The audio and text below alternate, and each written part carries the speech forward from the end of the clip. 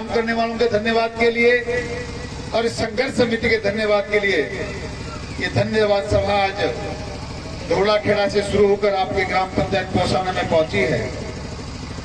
मैं उपस्थित जन समुदाय का बहुत बहुत अभिनंदन करना चाहता हूं, स्वागत करना चाहता हूं। बच्चों और मातृशक्ति को प्रणाम करना चाहता हूं कि वाकई आपने इस गांव में आज पहली बार इतिहास रच दिया। देखिए, चुनाव नजदीक है, इसको मैं कोई दो राय नहीं है, पर कुछ लोग ये कह रहे थे और उनका कहना भी वाजिब था।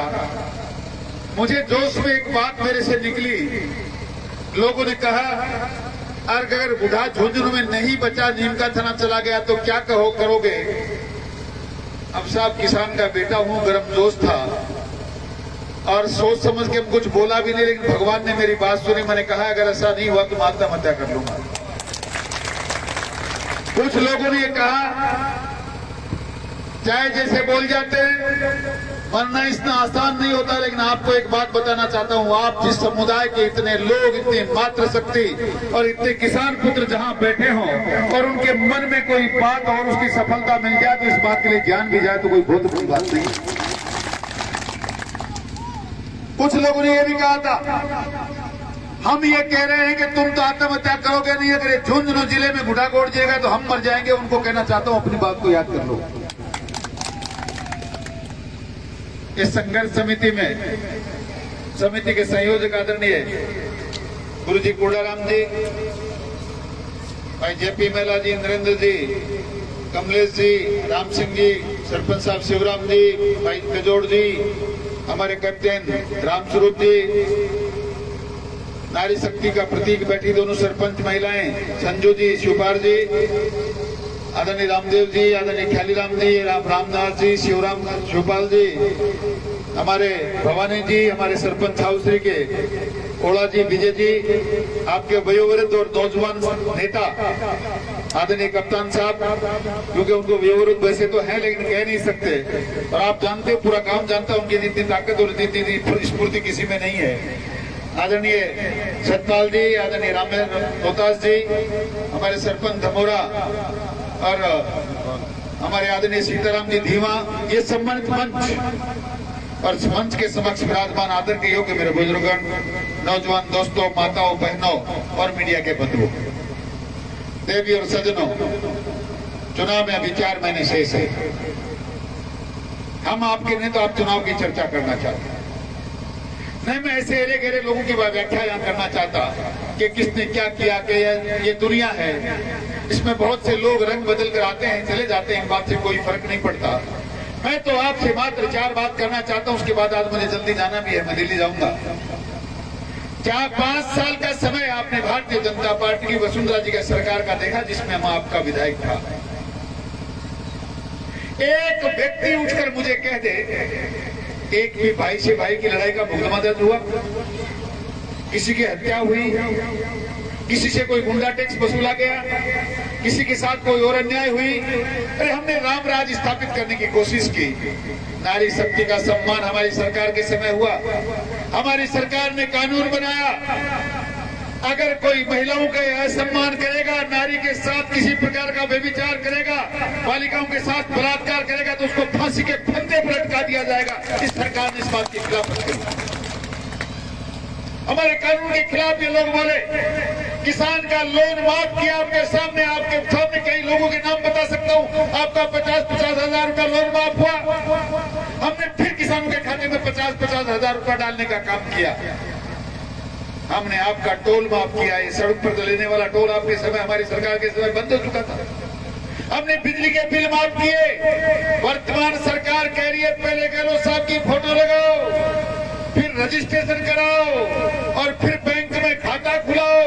अरे ये नहीं होगा तो कोई बिजली का बिल माफ नहीं होगा। ये सारा का सारा ढकोसला है। हमारी सरकार ने कहा किसान के बाप का नाम हो, दादा का नाम हो, 10 रुपए की मोटर पूरी फ्री है। ये काम हमारी सरकार ने किया। वर्तमान सरकार ने आपको क्या दिया? राजस्थान की राजधानी में कांग्रेस की सरकार के सबसे बड़े मुखिया ने हाथ उठाकर कहा, हे राजस्थान के किसानों, 1 2 3 4 8 9 10 दिन में संपूर्ण कर्जा किसान का माफ कर दूंगा। 4 साल में किसी का एक नया पैसा कर्जा माफ हुआ? नहीं हुआ। किसी बेरोजगार को बेरोजगारी भत्ता मिला 3,500 रुपया? कोई नौकरी मिली? फिर सरकार बनती किस बात के लिए है? फिर आपने विधायक चुना किस बात के लिए? आपके साथ 5 साल 4.5 साल पहले बहुत बड़ा धोखा हुआ था कि हम लोन माफ कर देंगे, हम लोग बेरोजगार नौजवानों को रोजगार देंगे, नहीं तो उनको भत्ता देंगे। ये सारे के सारे धोखा देने वाले बहुरूपी आपके सामने फिर आने वाले हैं कि आपको सावचेत करने आया हूं, आपकी ताकत का एहसास कराने आया हूं और आपको मात्र इतना बताने आए हैं हम लोग कि आप में इतनी बड़ी ताकत है। आपकी ताकत ने पूरी सरकार को हिला दिया, झुका दिया और आपके बुढ़ा को शून्य में ऐसा झुका दिया। ये आपकी ताकत है। इस ताकत को अगर संभाल कर रखोगे तो मेरी माताओं, बहनों और बच्चों, मेरे बुजुर्गों, नौजवान साथियों, अगर इस ताकत को संभाल कर रखोगे 4 महीने बाद सही सलामत इस्तेमाल करोगे तो वही राम राज वाली सरकार बनेगी। और वो सरकार बनेगी जो कभी भगवान राम का मंदिर बनाएगी, आपके लोन माफ करेगी, आपका इतिहास रचेगी। इस सनातन संस्कृति को जिंदा रखने के लिए कभी 370 की धारा हमने हटाई, कभी 35A हटाई। हमने हिंदुत्व को जिंदा रखने का काम किया है और मरते दम तक आपका मान और सम्मान बचा के रखेंगे। आपसे वादा करना चाहता हूं। हम लोग मुंह से कुछ बोल भी जाते हैं तो भगवान उसको सुनता है। भगवान नहीं सुनता होता तो आपका ये भाई, आपका ये बच्चा आपके सामने भाषण नहीं दे रहा होता, कहीं राम को प्यारा हो जाता, क्योंकि मरना पड़ता। अगर बुढ़ा झुंझुन में नहीं जाता तो मरना पड़ता। इसलिए वो भगवान हमारी सुनता है। हम भगवान के अनुयायी हैं, भगवान राम को मानने वाले हैं। हम माता सीता की उपमा दुष्टों से नहीं करते। ऐसे ये दरिंदे कारिंदे जो कहते हैं माता सीता के लिए कि रूप पर न्योछावर होकर राम और रावण उनके पीछे पीछे भागते थे, ईश्वर करे ऐसी जुबान पे ताला लग गया है, दोबारा कभी जनता को ऐसे शब्द सुनने नहीं पड़े। मैं तो आपको मात्र इतना बताना चाहता हूँ कि आने वाले समय में आपके पड़ोस में हमारा भाई किसान का बेटा महावीर झाझड़िया की हत्या हुई, वो हत्या दोबारा ना हो जाए। बाबूलाल मणकस की कोई हत्या ना कर दे, बाबूलाल सैनी की और मदन लाल मणकस की कोई हत्या ना कर दे, इंसानों के हाथ पैर ना टूट जाए, माता बहनों की अस्मिता के साथ कोई खिलवाड़ ना कर दे। आपके सामने नारी शक्ति का स्वरूप हमारी प्रधान के साथ क्या हुआ ये आप लोगों ने अच्छी तरह देखा है। अनगिनत जगहों पर मैं उनसे मुझे बोलना नहीं चाहता, ऐसे ऐसे बेविचार दलित समाज की बेटियों के साथ हैं। मैं तो दलित समाज के लोग जो यहाँ उपस्थित उनसे कहना चाहता हूँ कि हमारी बेटियों के साथ अन्याय हुआ, बलात्कार हुआ, बेविचार हुआ और 89 मुफ्त में दलित समाज के खिलाफ SC/ST के एक्ट में दर्ज हुए। और उसी व्यक्ति के जिसको आपने जनता को जो ये कहता था कि मेरा पहला प्यार है, जो आपका नेता था, आपके हमारे वोटों से चुन कर गया, उसने स्वतंत्र मुकदमा पे FIR लगा दी। स्वतंत्र मुकदमा, CI उनकी जाति का, DSP उनकी जाति का, एडिशनल एसपी उनकी जाति का, तहसीलदार उनकी जाति का, DSP उनकी जाति का। किससे न्याय प्राप्त करना चाहते हो? अगर दलित समाज का अपना पहला प्यार था तो कम से कम 1-2 व्यक्ति लाके किसी स्थान पे बैठाता ताकि उनको सुनता। वो नहीं कर सकता, वो नहीं कर सकता। ऊपर से आप बुरा मत मानना, मैं मेरी जबान से नहीं कहना चाहता, पर दलित समाज के बुजुर्ग और नौजवान साथी और माताओं, वो कहता है कि पैर की जूती पैर में अच्छी लगती है। मैंने कजोड़ जी को कई बार सुनवाया है। ऐसे लोगों को वोट देते हो? ऐसे लोग चुनकर हमारा विधायक बनेंगे? ऐसे लोग राजस्थान की राजधानी में जाकर उदयपुर वाटी का नेतृत्व करेंगे? इसलिए आपको आगाह करने आया हूँ, फैसला आपको करना है।